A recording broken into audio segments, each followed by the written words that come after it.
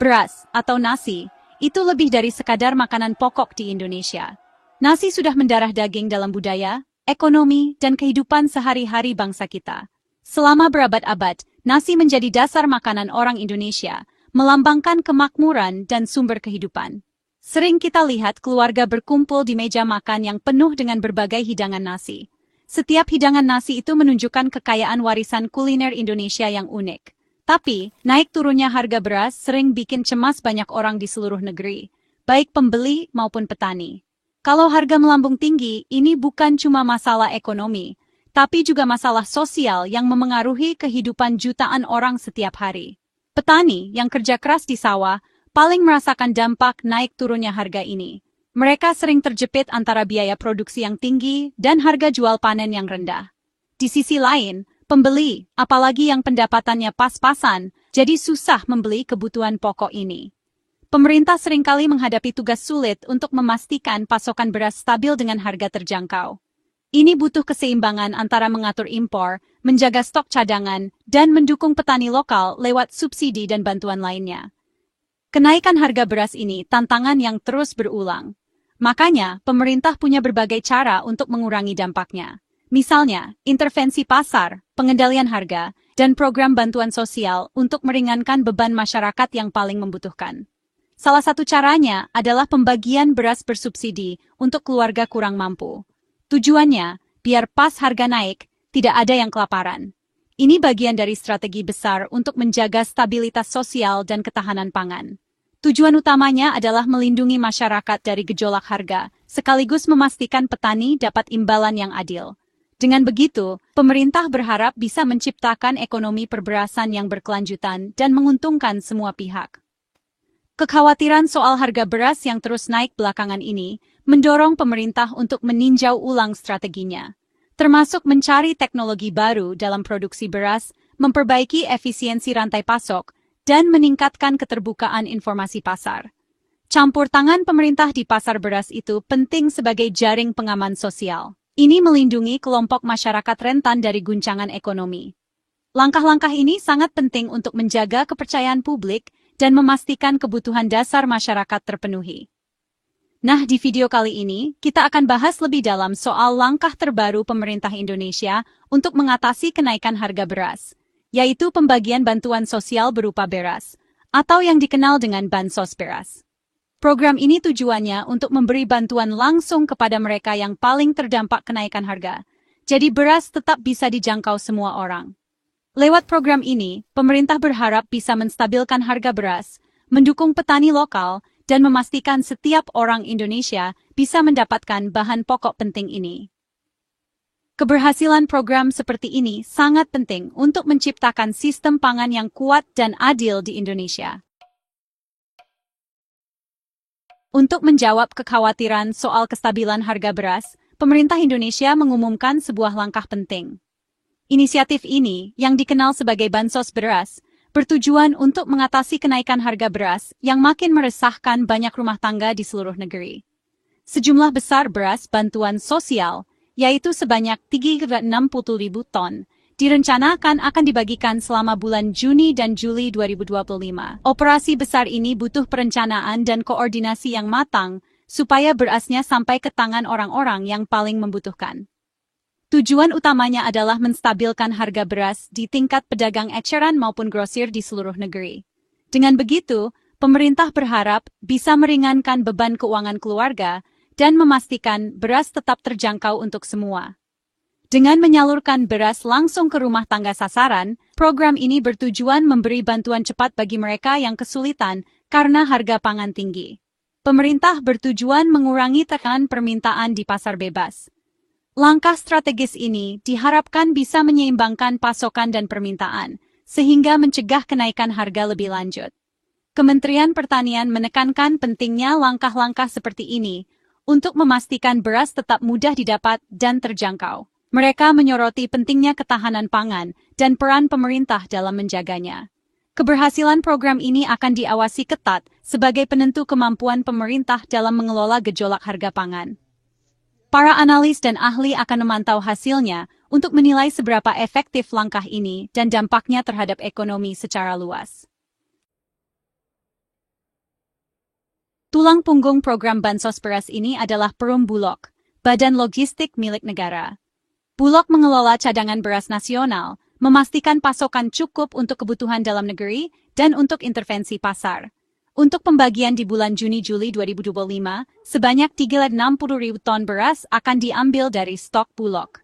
Pertanggal 3 Juni 2025, Bulog melaporkan stok beras yang cukup besar, yaitu 4,5 juta ton.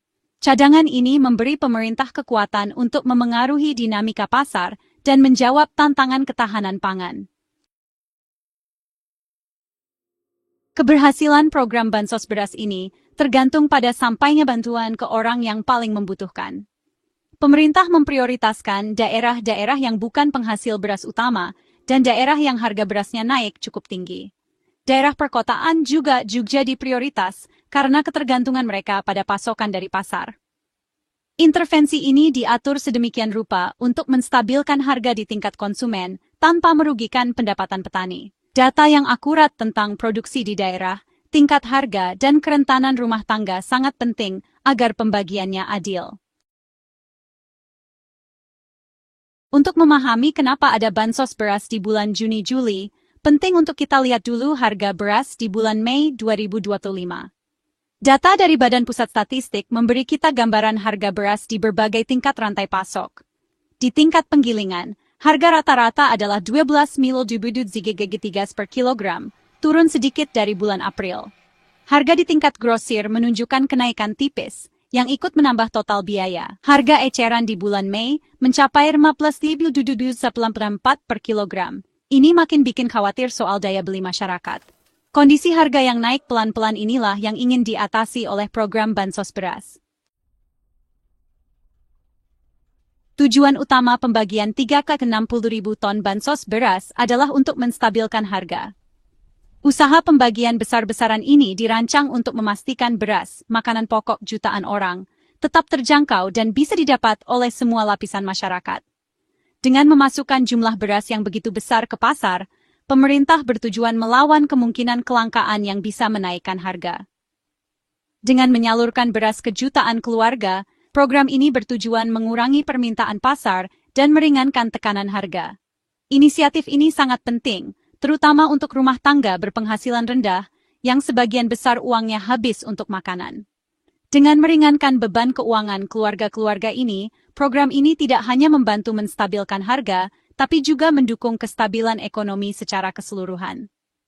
Selain menstabilkan harga, hasil penting lainnya adalah menekan inflasi, karena beras sangat memengaruhi indeks harga konsumen. Kalau harga barang sepenting ini bisa dikendalikan, ini membantu mencegah kenaikan harga barang dan jasa lainnya. Ini penting untuk menjaga daya beli masyarakat dan memastikan inflasi tidak menggerogoti tabungan mereka. Pemerintah berharap langkah ini akan mengirim sinyal kuat ke pasar, mencegah ulah spekulan.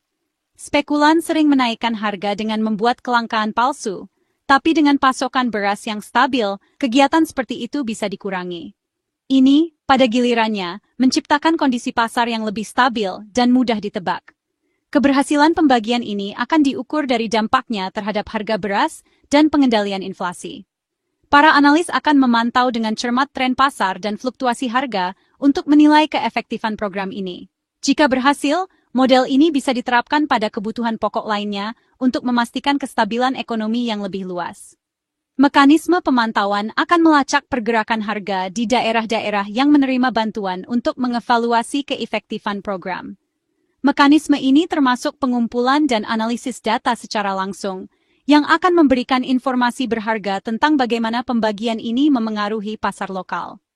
Pemantauan terus-menerus akan membantu melakukan penyesuaian yang diperlukan pada program untuk memaksimalkan manfaatnya. Program Bansos Beras Juni-Juli 2025 ini adalah bagian dari upaya berkelanjutan untuk menjaga agar harga beras tetap terjangkau. Di awal tahun 2025, pemerintah sudah aktif membagikan bantuan beras dengan beberapa penyesuaian. Sempat dihentikan sementara di bulan Maret-April, bertepatan dengan musim panen raya, untuk melindungi kepentingan petani. Keputusan untuk berhenti sejenak lalu melanjutkan dengan pembagian besar, menunjukkan pendekatan kebijakan yang bisa menyesuaikan diri. Perpanjangan program untuk tahun 2025 menandakan adanya pengakuan bahwa bantuan ini memang masih terus dibutuhkan. Latar belakang sejarah ini memberi kita gambaran untuk memahami strategi yang dijalankan sekarang. Program bansos beras ini memengaruhi pengeluaran dan kesejahteraan konsumen, karena anggaran rumah tangga jadi lebih lega. Dampak program ini ke sektor pertanian perlu dipertimbangkan dengan hati-hati agar tidak merusak pasar. Dari kacamata ekonomi makro, program ini merupakan pengeluaran negara yang cukup besar. Biaya ini dibandingkan dengan kemungkinan kerugian ekonomi dan sosial kalau tidak melakukan apa-apa, misalnya inflasi yang tidak terkendali. Pelaksanaan yang konsisten bisa memengaruhi keputusan investasi dan produksi jangka panjang di bidang pertanian. Efisiensi dan keterbukaan cara kerja Perumbulok memainkan peran penting dalam bentuk kepercayaan ekonomi. Program bansos beras ini adalah respons penting untuk mengelola harga beras. Dengan sumber daya yang besar, tujuannya untuk menstabilkan harga, terutama di daerah-daerah rentan. Program ini adalah bukti komitmen pemerintah terhadap kesejahteraan sosial. Tapi, karena bantuan seperti ini dibutuhkan terus-menerus, timbul pertanyaan soal strategi ketahanan pangan jangka panjang. Apakah ini solusi yang bisa terus berjalan, atau cuma tindakan sementara yang mengatasi gejalanya saja, bukan akar masalahnya? Tantangannya adalah menyeimbangkan antara bantuan langsung dengan investasi strategis untuk ketahanan pangan yang langgeng.